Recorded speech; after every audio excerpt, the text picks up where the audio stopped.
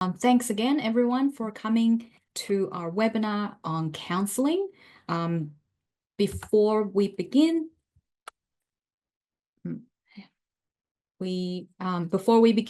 I would like to acknowledge the lands on which we speak today and recognise that sovereignty was never ceded.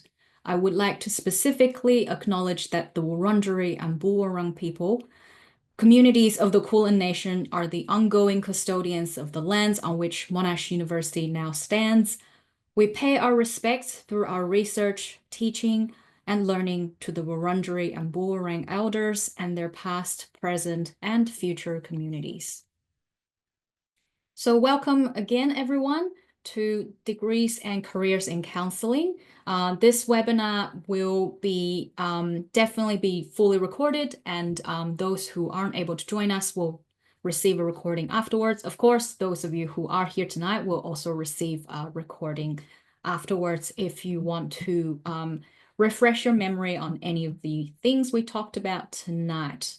I'd like to specifically welcome our course leader for the course, Douglas Scott. Thank you for joining us today. Doug will be giving us an introduction to the course and careers later on.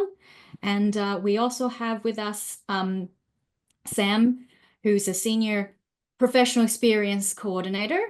She is wonderful. She can give you so much support and help when it comes to placement, and she will be walking us through the placement process a little bit later.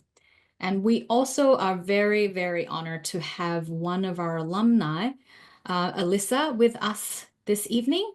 She will be able to share her study experience and what she has been doing since she finished the course. So we're very, very lucky to have Alyssa with us here. So yeah, thanks, Alyssa, for joining us. Yes. And we also have two from the Future Students team. We have Olive and Patrick who will be helping us with the Q&A tonight. So if you have any questions at all about our course, about how to apply, or have any questions for Alyssa, feel free to type them in the Q&A function in the webinar. So in the Zoom function, you should be able to see Q&A. And my name is Jen. Remember, I haven't introduced myself. I am the manager for the Education's Future Students team. So I help students find their ideal course, or if they have any questions about how to apply, things like that, they can definitely contact our team. So now we will have Doug, who is the course leader for counselling programs, to give you an official welcome and introduce you to the course. Over to you, Doug. Thanks so much, Jen, and welcome to everyone on line with us this evening, and for those that will be watching this later, watching the recording later. I think it's thank you for your interest in counselling as a career, and obviously for your interest in counselling courses at Monash University. I might go for the next slide, Jen, if it's good. I'm not sure if I can do it. Yeah. So this is the big question: why study counselling? And of course, why wouldn't you study counselling? I think it's just amazing. I'm very biased, of course. I think it's an amazing career option in terms of working with people across all aspects of the human condition. And as it says there, a career in counselling allows you to use therapy to help people through their vocational, relationship, social, educational difficulties and issues. I suppose just to name a few, and I suppose we think about that in context of across the lifespan.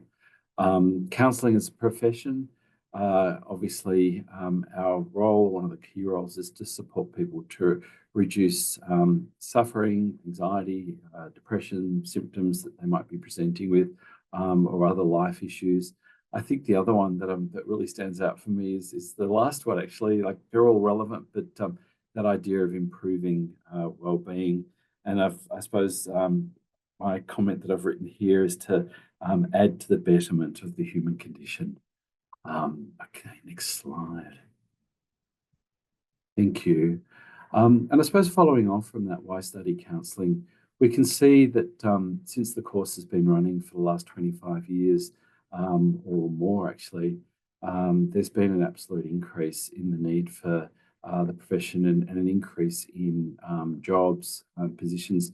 We generally get information from the Australian Council of, the Australian Counselling Association that often do surveys around where the work is, and we've seen a general increase over the last, definitely over the last 25 years. And just to kind of add to that sentiment in terms of the work, I'll just read really, really briefly from the National Mental Health Workforce Strategy for 2022 to 2032. I suppose to give us a sense of the absolute need for this profession going forward. Mental ill health is one of Australia's most pressing issues. The challenge is complex and it impacts all Australians. Almost half of us will experience a mental health condition at some point in our lives.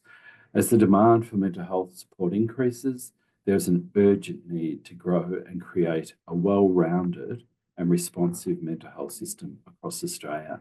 And that's within the executive summary of the workforce strategy.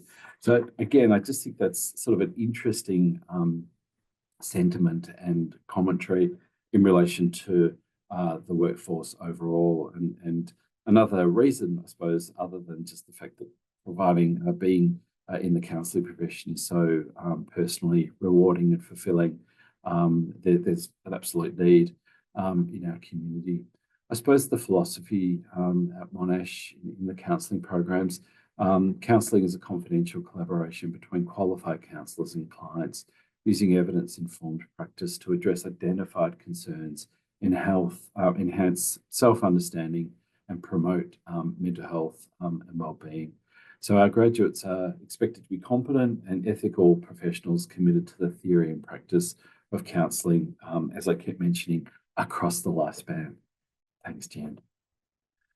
So the two programs that we currently offer here in the education faculty at Monash University is the Graduate Certificate of Counselling. So people can complete that within 6 months full time, and it's basically 4 subjects, and I'll talk about those in a minute. But the course will provide you with knowledge of theory, concepts, principles, issues, and context relevant to working as a counsellor, as well as preparatory skills. As it says there, the course quota applications will be assessed. Closing date for applications is the 18th of April, 2025. And I suppose the master's program, as it says there, it can be done over 1.5 or 2 years full time, depending on which program that you're doing.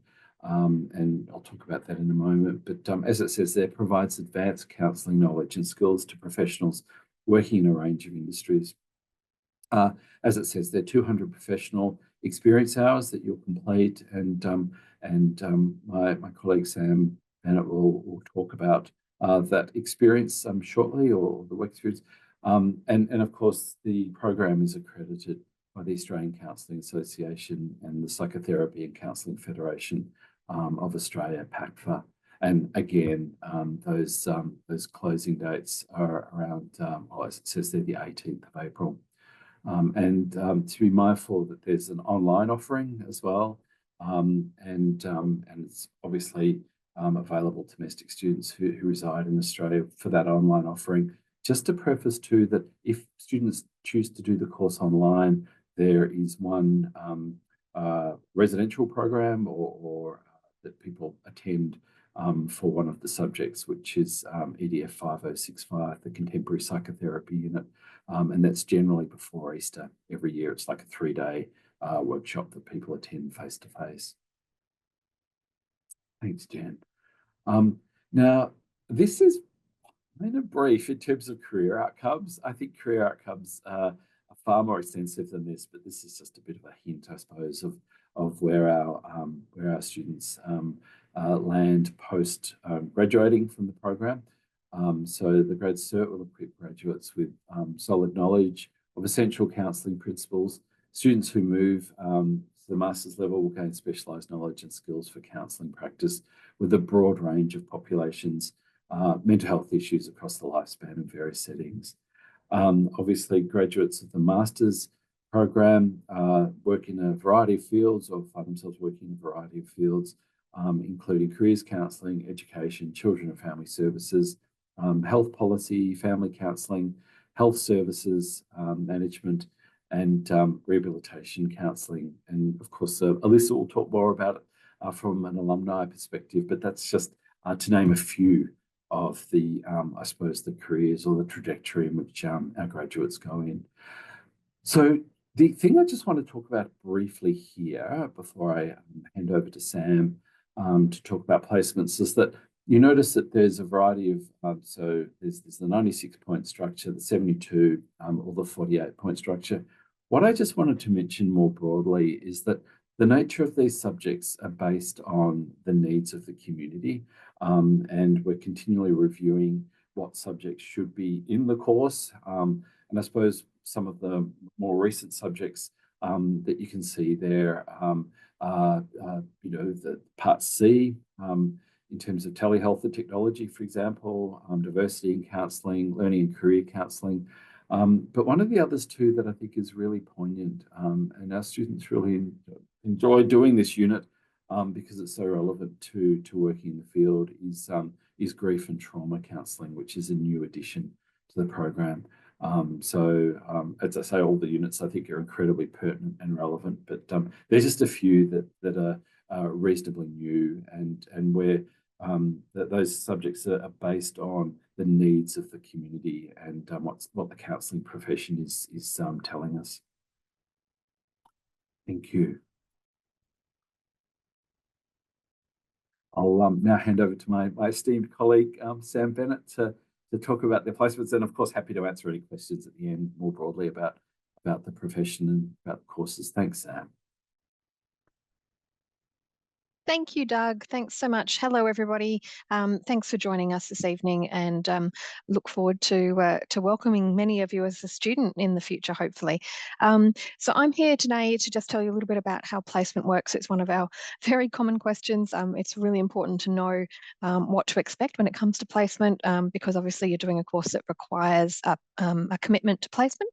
So I'm sure you want to hear a bit more about that. So without further ado, Jen, do you want to pop to the next slide?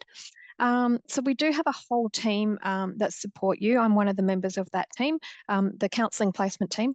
We are what we say on the tin. Who are we? What do we do? How do we help? So basically, we're a team of both clinical and administrative staff, and we support you throughout your journey in placement. We don't run classes. Placement is not a unit of study like your coursework units where you have classes to attend and lectures, tutorials, etc. It is where you do your placement. So you don't actually engage with us through classes, but we do engage with you through various areas, for example, the Moodle site. So Moodle, for those of you that don't know yet, Moodle is our learning management platform. It's where all your information about your units, where your is stored, and for example, in your coursework units, where you would upload your assignments and so on. So you'll soon get used to the word Moodle once you enroll at Monash. But basically, it's our portal to you, and we use that very much as a communication platform to you about placements. And that opens in the orientation week or O week for when you start the placement unit. So we maintain that to give you up-to-date information for our students. We also provide guidance to yourselves and our placement hosts about how placement works, what's involved, clarify any expectations and so on. We help you with all the paperwork. There's obviously paperwork that's required. There's paperwork required in life. We all know that. So we help you with that side of it. And we're just basically there to guide you right throughout your placement unit. And then we finalize the grading of your placement unit. Now, you do get graded for placement. It is literally a pass or fail unit. It is what we call a 0 credit point unit. So it's not something that is graded in terms of high distinction or just scraping through on a pass, that kind of thing. You either pass it by completing the placement hours, or you don't pass it by not completing the placement hours, just to give you a guideline. Next slide. Thanks, Jen. So just to give you a little snapshot, there are 2 placement units, but in effect, you do one placement. You do one placement of 200 hours while you're enrolled in the 2 consecutive placement units. Now, when I say one placement for one student might look like that, one placement in one setting with one placement host where they complete all 200 hours. Whereas another student may do placement in 2 or even potentially 3 settings. We probably don't recommend more than 3 because you won't get the depth of learning across more than 3 settings, but it's not a hard and fast rule either. So we have had students over the years maybe complete placement in up to 3 or potentially 4 placements, particularly where maybe placement is something that is limited in its capacity. For example, maybe you're doing some phone-based counselling with an organisation, and phone-based counselling can only count towards some of your hours, which I'm going to go through in a moment. So in effect, you've got 2 single semester enrolment units, so EDF 5066 and EDF 5067. You first have to enroll in 5066 and you have to pass that unit before you can continue the following semester in 5067. To pass 5066, you have to either secure your placement and get that approved, or you have to complete at least 20 non-contact hours of other placement-related activity, for example, training. And I'm going to take you through what is a contact hour and what's a non-contact hour in the next slide. Oh, sorry, Jen, not quite ready for that one yet. Sorry. I used that word, next slide, but I didn't mean it yet. Basically, in terms of passing 5066, you need to do that, and then you go on to 5067, which the aim of that is where you pass the rest of the, the rest of your 200 hours. If you pass 5066, you also can stay on placement in the semester break. So what that looks like is if you start placement in semester 1, so if you start EDF 5066 in semester 1, you have all of the first semester of the year to complete the minimum requirements. You can then progress to 5067 in that same year, and you have the break between semester 1 and 2 of that same year. Now, there are 2 intakes a year to the Master of Counselling, so depending on when you start the course and when you are, and depending on your course progression, what units you might have recognition of prior learning for, etc., you may actually not start 5066 until semester 2. They're offered in both semesters. So if you start in semester 2 of a year, then you will complete your 5066 enrolment, pass that, and then continue 5067 the following year in semester 1. So you're either doing semester 1, semester 2, or semester 2, semester 1. Either way, you can stay on placement in the break between. So for semester 1, semester 2 students, that means sort of June and July before the second placement unit starts again. And in the semester 2, semester 1 students, it actually means over that summer period. So it's good to know that placement actually can be year round effectively. Now I am ready for the next slide. Thanks, Jen. And to give you an idea, I talked about contact and non-contact hours, and I talked about this 200 hours. Now, 200 hours does not mean 200 divided by, 7 hours a day. That's about 35 days. That's not how many days it will take to complete placement. It may take longer, it may even take shorter, but basically your hours that you need to complete are a combination of what we call contact hours and non-contact hours. So contact hours means contact with a client. So it is literally what you can imagine it is. It's actually working with your client. So you're in that direct presence of your client, whether that's an individual client, whether that's a couple, whether it's a family, or potentially even group counselling situation. So you've got to complete at least 50 hours by counselling individuals, couples, and families. And you can complete all 100 in that. You don't have to do any group counselling, but you can do it. You have to do, of that 100 hours of client contact, you have to do at least 40 hours in person. So you have to have a placement that allows you to work in person, face-to-face with your clients, but you have to only complete 40 out of the 100 hours in that way. You can also complete things, you can also complete some of your hours via video-based, for example, telehealth. It's very common these days, group and also phone-based, counselling. Got a bit tongue-tied there, apologies. Then you have your non-contact hours. So that's everything you do to get you in front of that client, basically. Everything that supports you to do your client work is what we consider non-contact. So that's a minimum of 100 as well. However, most students get far more than that 100. There is a minimum requirement of 25 clinical supervision hours, but there's other things such as attending your meetings, going to induction and training opportunities through your placement, writing your case notes or your reports, and anything else sort of administrative and so on that you do towards actually getting yourself in front of those clients is considered your non-contact hours. So that's a little snapshot of what that looks like. And I think I've still got one more slide, Jen. And that's it. Yes, how to secure your placement. So a lot of students will say, well, how on earth do I go about that? One thing to keep in mind is that you are never allocated a placement. We do not sit here and say, right, student A is going to placement A, student B going to placement B. It simply doesn't work like that. So if you've done another course that involved placement, perhaps if you've done something in the health professions or the teaching professions, you may have found that your placement was automatically allocated to you, and usually by geography or specific requirements to do with the course of study you were doing. In counselling, that doesn't work that way. You need to be finding the right placement that suits you and that the host is happy that you're the right person for them. So it's actually quite a competitive process. It's almost like looking for a job. So you'll be very well versed in the skills of looking for a job once you graduate from the course. We do source placements, our team. It's one of our main jobs of the day. And every day we're talking to different organisations right across Melbourne, Victoria and interstate as well, trying to find opportunities for you as our students. So we work in school settings, in NGOs, in aged care, private counselling, lots of different organisations. Because we're based in Melbourne, the majority of our opportunities will be based in Melbourne as well. So those of you that are studying interstate or in a more rural location outside of Melbourne, you will have to take the lead on helping yourself to find that placement.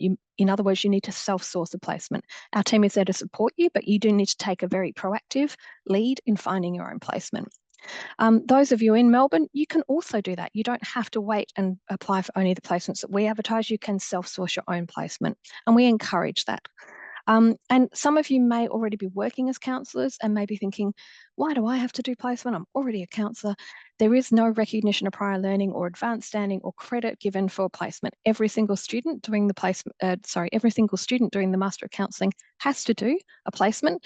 But we can recognise if you are working as a counsellor currently, we can allow you to do some of your placement, up to 50%, in your current workplace. And in some conditions, that can even extend to 100%. But we can talk you through that on a more individual basis. So that's pretty much it in a little snapshot of what placement looks like, and happy to also answer questions at the end. Thanks so much, Jen. Thanks, Sam. I also learned a lot from listening to your part about placement and how we support students. Yeah, so thank you. And hopefully going to hear even more, because Alyssa was one of our wonderful students that just finished her placement recently and has been great to work with. So Alyssa, I'm looking forward to hearing what you've got to tell us about your next step in your journey. Right, over to you, Alyssa. Thanks, guys. Yeah, hi, everyone. My name's Alyssa. I was a student at Monash last year. I heard, them walking through the different options that you have for your study. So I studied, my master's degree through Monash, and I did the version that was kind of accelerated. So I studied for a year, online study. And it was really amazing. I was really had lots of options and was kind of tossing up what was the right thing for me. But I had an undergraduate in psychology, and I had been working in the mental health industry for a few years, kind of working with young people and running workshops about mental health storytelling. So I had a little bit of experience behind me. So the option of having accelerated study through Monash really appealed to me. And I was a bit nervous at first, like choosing to study online. I had some hesitations around, whether I would be able to engage as much in an online format, or whether I would, get enough practice and be able to talk to students in the same way while studying online. But I'm really lucky that I didn't have any issues at all. I think, if anything, it really suited my lifestyle to be able to study online, because I was working most days of the week, and I had, a fair bit going on in my normal life. So it was way easier for me to just jump on from home. I scheduled my classes so that I could do my tutorials after work. And I just found it way more flexible around my existing lifestyle, instead of having to drop everything to study full time. So I studied full time last year and worked, and I found that the work that I held on to really complemented my studies. And then when it came time to do placement, which I know, everyone always has questions about placement, I think it can feel really daunting to jump into placement. Because I'm based in Queensland, so I'm based in Brisbane, I had to find my own placement location. Because most of the ones being sent around were based in the Melbourne area. So what I did was I reached out to a few different private practices in my area and just sent them an email saying that I was a student. I needed, 100 contact hours and 100 non-contact hours, and just kind of expressed my interest in working for them as a student. And one of the local private practices responded straight away and was just said like, yep, we would absolutely love to have you come on as a student.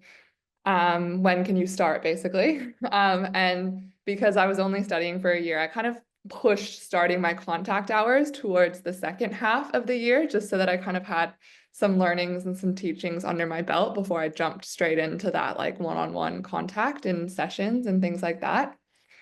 But yeah, I really love my placement experience. I had a slow build at first when I started at the private practice. Like at first I was a bit nervous because I was like, oh no, I don't know how I'm gonna get 100 hours. This is not moving very quickly. And I sent the placement team a few emails, kind of panicking, being like, what can I do? Like, how else can I build up these hours? But then towards the second half of the year, they just were flying through. It was almost too much. I was like, whoa, okay, this maybe needs to slow down. This feels a bit full on. But yeah, I worked with heaps of amazing clients. I saw people with all different types of experiences, anything from like low levels of stress to, dealing with trauma and grief and things like that. And yeah, I found it really valuable. And since my placement finished, I've actually started working with that private practice that I did my placement at. So I'm just there 1 day a week at the moment, which I'm really loving. It's kind of like a nice, slow introduction to counseling, because I have the time to kind of prep for my 1 day a week and do my notes and things like that. And yeah, I've registered with the ACA as a counselor, and I've found a really great supervisor that I've been working with. I've connected really well with her, and she's been really amazing. It's kind of nice to have supervision because even though I've left uni and I'm like on my own in some ways, it feels like I'm still super supported through that relationship. Like whenever I have my meetings with her, I just ask her heaps of questions, like about clients that I'm working with or processes or about my notes or any question that I have, she's been super helpful. So even though I'm not in classes all the time at uni, I think that learning kind of has continued through supervision. So yeah, I think overall my studies with Monash was really good. I'm really glad that I chose to do the pathway that I did, and I'm really glad that I chose to do it online. I know Monash has options for in-person study, but yeah, for online, it just really suited me and my lifestyle. And I'm really lucky that I was able to continue the work that I was doing with young people while studying. And yeah, I found that everything that I was learning while studying applied a lot to the job that I was in. So yeah, I hope that's helpful. I've kind of just spoken about random things that came to my mind, but happy to answer questions later on as well. That was perfect, Alyssa. I think you definitely answered a lot of the questions that we in the Future Students team come across all the time. I've also just read through the Q&A, and I think some of the questions were directed to you. So I might as well ask you now, because I think the audience are dying to know the answer. Someone asked, were you working and studying full-time, like working full-time and studying full-time? Yeah, so I was studying full-time and I was working 4 days a week. Yeah. So it was pretty full on, to be honest. Like before I started, I remember emailing and saying like, do you think I can do this? Like, has anyone done this? Is it a lot? And they were saying like, maybe you could like give it a go and see what happens. And I knew full well if it was too much to handle, I could have stepped away from my job or brought down my hours. But yeah, I work for a mental health org, so they were really understanding and lenient with me. If I ever needed to finish work early, they made accommodations for me. And if I was ever feeling overwhelmed, I would just take like a well-being day off from work and I would just work on my assignments on some of those days. So I think working for a workplace that was like really excited about the fact that I was studying made it a lot easier to manage. And then yeah, being kind of picky with my classes and organizing them for afternoons and evenings was helpful as well. Yeah, that was another one of the frequently asked questions is can I do all my online classes after hours? And I think you've answered that question. So it is possible. We do offer after hours tutorials for all of the coursework units, and Doug is nodding, so I think that's correct. Yes, because this course, a lot of the most of the students are career changers, so they did their bachelor in a non-relevant discipline, and they now want to switch their career to becoming a counselor. So yes, we do cater to our students' needs and accommodate their hours. So yeah, you can definitely choose to do all your classes online and after hours. So you can work full time, but if it does get overwhelming, you have the option to also underload. So you can say drop 1 or 2 units in the semester, but you do need to make sure that you make that decision before the census date of each semester. Some students also do full-time this semester and then part-time the next. So there's a lot of flexibility there as well. And Alyssa, one of the questions was about how many hours of coursework you have to do per week, like how many hours of classes? Like time on calls and things like that. Yeah, like time you had to log in to do the class. Yeah, I can't really remember. I think off the top of my head, I would have like 2 hours of tutorials and then a few hours of lectures. I always remember I actually can't remember. You guys would probably know the answer to that more than I would. It feels like forever ago now. Yeah, the Doug, would you tutorials like? were 2 hours. Mm. Yeah, okay. So I'd have like 4 hours of tutorials and then a few hours of lectures as well. But a lot of my classes, I didn't realize when I signed up, but a lot of my classes were week on, week off tutorials.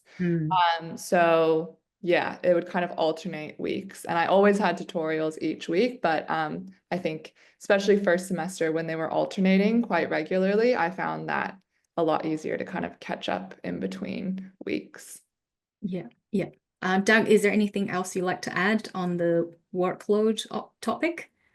Yeah, sure, Jen. Thanks, Alyssa. So basically, we have 6-point units and 2 12-point units. The 12-point units are EDF 5060 and EDF 5063, and they're the therapy-based units in terms of learning the therapeutic skills. Because they're 12 points, it's 36 hours over a semester. So you meet every week for 2 hours for a tutorial, and then there's generally a live lecture, a 1-hour lecture that's also recorded if you can't make it. And then the 6-point units, as Alyssa said, they again, there's a live 1-hour lecture recorded every week, but you meet every fortnight for those units for your 2-hour tutorial, and absolutely totally flexible in terms of evenings. And we have a lot of on-campus classes during the day. And then for most of our external or online students, we have evening classes as well, that just to fit in for people's kind of work schedules and things like this. So yeah. Thanks, Doug. Thank you, Alyssa. I think we will give you a little bit of a break while I talk about entry requirements, because I can see in the Q&A there's a lot of questions about how whether I qualify, how do I apply. So I will go over the entry requirements and then we will start our Q&A. So Master of Counseling, there are 3 entry levels. Do not worry if you have not studied in psychology or some relevant area. This course is for people with all kinds of backgrounds. If you don't have a relevant degree or relevant work experience, but you have got a bachelor's degree with a 65% average, you would be able to meet the academic requirements for this course, and that will qualify you for the 2-year duration of the course. And for someone who has got a relevant study background or work experience, you may be able to reduce your study duration to 1.5 or even to 1 year. So there's definitely different entry levels for people with various backgrounds, but do not worry if you have not studied or worked in a relevant field ever.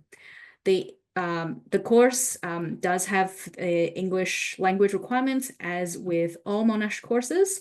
So if you are sitting the IELTS English language test, you will need an overall score of 7.0 with no band lower than 7.0 as well. And for those who were unable to meet these language requirements, some might be thinking, oh, then can I do a Monash, an English course, an English bridging course with Monash?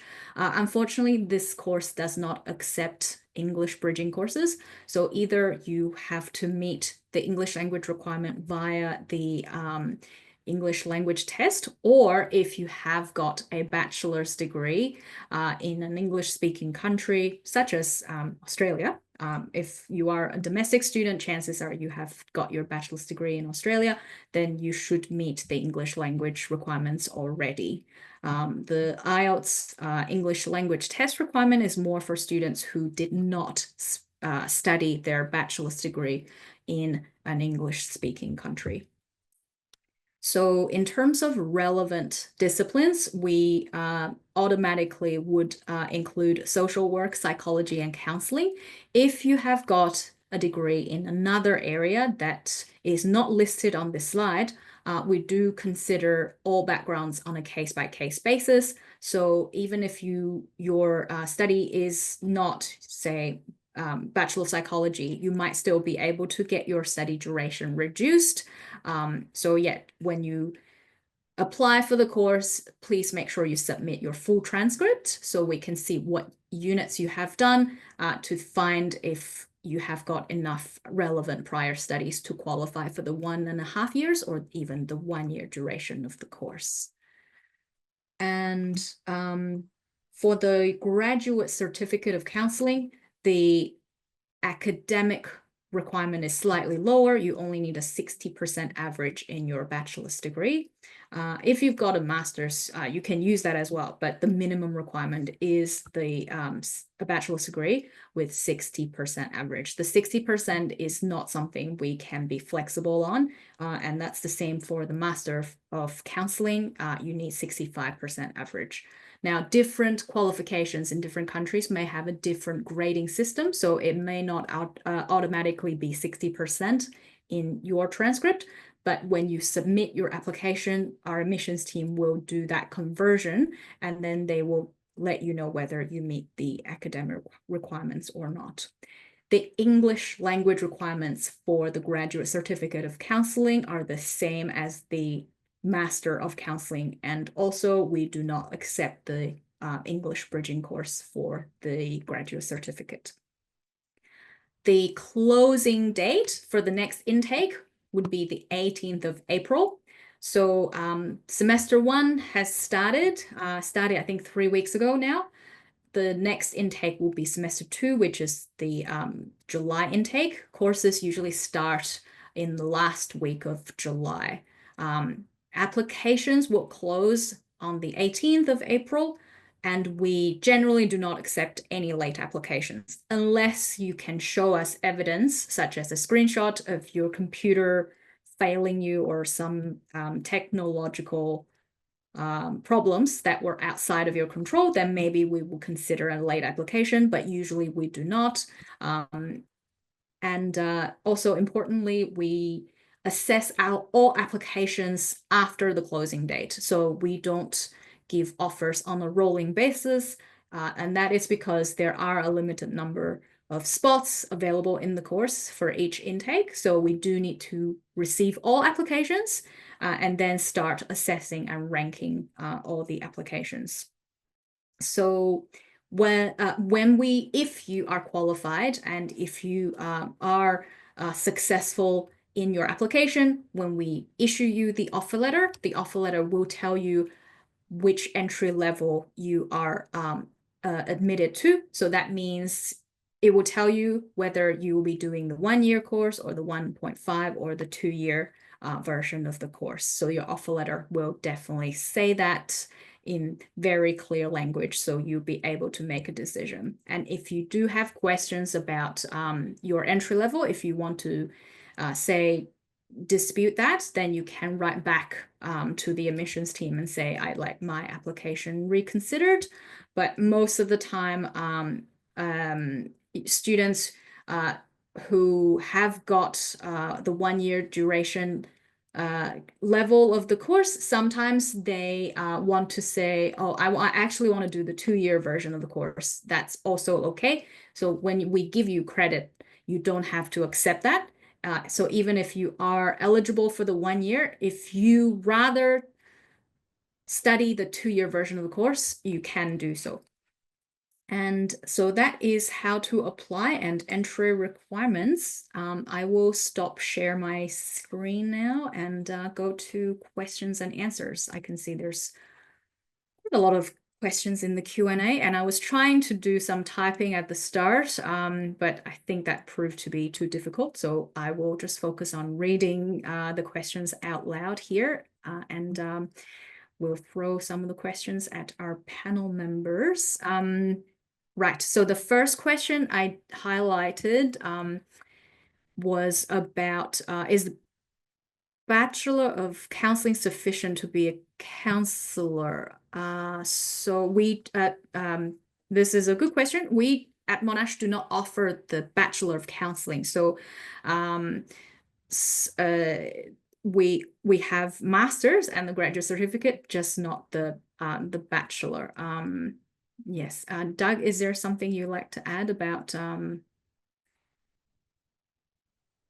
I suppose if someone's got an existing counselling degree or background, for them really to speak to the peak bodies, ACA or PACFA, in relation to their membership to those peak bodies and what level they would be taken in, if you like, as a member. So I think both PACFA and ACA have levels 1 to 4. I know PACFA does, and you know, in terms of various experience that the individual might have or other courses the person might have. So I'd encourage them to seek that out and give them a call. Yeah, perfect. Yeah, because ultimately they will have to, if they want, register with the relevant peak bodies to be able to call themselves a counsellor. Great, thank you, Doug. Right, so there was a lot of questions about, oh, I have a background in this, my bachelor was in this, would I qualify? So I would like to use this one as an example from Carol, got an undergraduate degree in English literature, but have got completed relevant counselling skills training outside of your degree. So Carol, when we assess a student's application, we will definitely take their work experience into account, but the most important thing is your academic results. So we have to look at your transcript to see if you've got that 60% average in your bachelor. And it doesn't need to be in a relevant field. So English literature is definitely fine as long as you've got the required minimum average mark and that you met the English requirements. There are no interviews required for admissions. Someone was asking that in the Q&A earlier, so I'll just reiterate that. There's no interview required. For those of you who want to use your work experience to reduce your study duration, you will need to submit a very detailed resume that includes your relevant job titles and the responsibilities that you carry out in those relevant jobs that you have completed, so that we can make an accurate assessment about what level of professional experience you have completed, and then we can assess your application more accurately. But no interview required. There was a question about whether classes, online classes are offered outside of business hours. I think we've covered that. Question from Natasha. The difference between our Master of Counselling offered in Australia and the Master of Professional Counselling offered at our Malaysia campus. I think, first of all, the main difference is our Master of Counselling is definitely accredited in here in Australia, and the Master of Professional Counselling meets the accreditation requirements in Malaysia. Sam and Doug, is there anything you'd like to add? We don't actually manage the Master of Professional Counselling here in the Australian campus, don't coordinate that. That's coordinated through Malaysian campus. The requirements to become a counsellor in Malaysia do vary. I happen to know that because we do offer a course in Singapore, and obviously Singapore and Malaysia are very close together, and I have students looking at potentially studying in Singapore but working in Malaysia, and I know that the requirements are a little bit different. So I would be suggesting for Natasha that you look at where you're wanting to live ultimately and practice as a counsellor, and then pick the appropriate degree. Yes, that's great. That's like career counseling, Sam. There you go. That was great. Might have done that in the past, hey? You do look like you have done it in the past. You've still got it. Yes, and there were questions about pathways to permanent residency for international students. So I do have to say that for questions about visas, permanent residency, we, Monash University, we're not qualified to provide advice on these matters. So you will have to speak to an accredited or licensed visa agent, or speak to or contact the Department of Home Affairs for these issues. We can only give advice on courses and careers, apparently. And a question from Kate. How likely is it that counselling will be added to the Medicare scheme rebate to help the private practice more accessible? I would probably give that question to Doug. I was going to say, it's a common one that we get, Doug, isn't it? Yes. It's a really common question, and it's a good question, actually, Kate, because I suppose the answer is, we can't answer that. We don't know. It's sort of based on the kind of vagaries of Commonwealth government, I suppose. I think the other thing is that I'd really encourage you to read any submissions. So if you go onto the ACA and PAC4 websites and have a read of their submissions to government in relation to this exact topic, you'll get a bit of a sense of the level of advocacy that these organisations are representing the profession in terms of potential future kind of funding streams, for example, through Medicare. So that might be the good place to start. I suppose the other thing that's really positive that we've been involved in here and been on various committees and so forth is the development of the national education standards around providing courses for counsellors. So that's a good step in the right direction. But in terms of being able to, I wouldn't be able to hazard a guess as to how governments think in relation to Medicare. But I suppose it's something that we all hope for into the future. Thanks, Doug. There were two questions about placement and graduate outcomes. So I think I'll throw these two to Alyssa first and then to Sam. So Alyssa, did you face any difficulties during placement, or were you aware of other students, what kind of challenges they've had? Is that something you could share? Yeah, I think comfortable. In placement part of your supervision is like group supervision. So you kind of meet with your supervisor and a few other students. So I feel like I was aware of my own struggles, but also hearing about other people's struggles quite regularly. And I think that building up the contact hours was like the main thing that I heard over and over again. I think, yeah, it can be hard to build up contact hours across lots of different placement hosts. I think it's pretty common wherever you end up, just because, you know, that's 100 hours of like face-to-face counseling time. So I'd say, yeah, my biggest advice there would like not to get too discouraged. I know that most people were feeling really discouraged at a certain point and felt like they would never get there. And then everyone got there in the end. And the placement team is super helpful. Like I remember, as I said, in the beginning of mine, I kind of started panicking and I was like, okay, there's just no way that I'll be able to finish these hours by the end of the year. So then I took on another placement.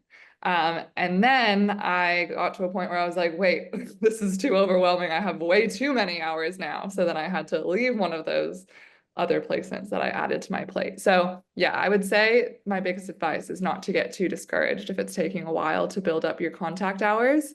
And to, yeah, just communicate with your placement hosts about how you're feeling with the contact hours, try to get as much help as you can. And those group supervision sessions are super helpful just to realize that you're not the only one stressing about certain things to do with placement. It's likely a shared experience. Yeah, never suffer in silence, because we offer so much advice and support, real support to our students with you know, excellent people like Sam. She can and her whole team really, they devote their time to helping our students when they have difficulty. So Sam, is there anything you'd like to add about struggles during placement? Really, just to say thanks, Alyssa. Absolutely echo what Alyssa said. That was a really good explanation of some of the common struggles. I'd say the two main things that we find is that students have that sort of internal struggle of at first, like, how am I going to fit this in? And that worry and that concern. And there's a lot of anxiety. It can be quite anxiety inducing, I'm afraid, placement. So we always say, use your inner counselor and talk yourself around. Be positive and stay positive. You know, that helps a lot. It's really common at the beginning of a placement for your hours, your contact hours, to be incredibly slow, because if you think about it naturally, you're going to go and counsel somebody who's facing a mental health crisis or you know, a mental health ongoing situation. You can't take that lightly. You can't just sort of jump in and give it a go and see, oh, maybe I might break something, but never mind. You can't do that with a counselling placement. You've got to take it pretty seriously, and your host has to take it pretty seriously. So there is a time for you and for you to gain your confidence firstly, and for your host to gain confidence in you. And everyone's different in that regard. Some of us are more shy. Some of us are more, you know, like stand back a little bit and watch things. Others of us are like gung ho and get straight in. So it really varies. One of the most common things I say to students is there's no one size fits all when it comes to placement. You're all going to do it differently. It's all your own experience is going to be different to someone else. Even if two students are in exactly the same placement setting at exactly the same time, they can have quite a different experience. So it's just to take that time and balance it and find that inner balance for yourself and seek support. So if that's through our team, we're always there to help where we can. It could be your placement host, it could be your fellow students, it could be a clinical supervisor. Now that might be external to Monash, that might be somebody through your host, or we have an amazing group of clinical supervisors who work for us, and they are very commonly working with students, obviously, who are on placement. So there are lots of avenues out there. And the other really main thing is that thought of, will I actually get a placement? You know, once you're on a placement, that can be anxiety inducing as well, but just that thought and finding that balance when you're working and other life commitments. But you just got to find the time. You've got to make it work. You've chosen to do the course. It involves placement. You've got to find the time to dedicate. That would be my main points. Thanks, Sam. And also very quickly back to Alyssa, how do you find a supervisor when you finish the degree? And is it necessary is that necessary to becoming a practicing counselor? Yeah, so it's a necessary requirement of practicing counselors to have supervision. When I became registered, I registered through the ACA. So you kind of have two options, like PACFA or ACA. I went with ACA. Not really quite sure why. A lot of people say it's just kind of a gamble. You just kind of pick which one feels kind of aligned with the way that you practice. So I went with ACA, and they have a whole list of supervisors that you can reach out to. So I just kind of went on their website page, looked at all their supervisors. I clicked on a few of their pages. They had like a description of their experience and their key interest areas and things like that. And I just picked one that, yeah, kind of felt aligned with the things that I wanted to work on. And then gave her a call, and we had a little like discovery call. And then I've been seeing her for a few months now, and it's been really great. I've really made a nice connection with her. But if I didn't connect with her well, I would just keep looking. It's kind of like finding a counselor for yourself. Sometimes it takes a few tries to find someone that fits well with you. Thanks, Alyssa. I'm going to be very quick here because we have got so many questions. Okay, Doug, is there any disadvantage if the graduate is not registered with PACFA? And what are the normal assessment like? Is it mostly research and writing? That's 2 questions, actually. That's a really good question in terms of assessment in the subjects. So we've sort of moved away a little bit from that old traditional write 4,000 words, compare and contrast, this theory with this theory.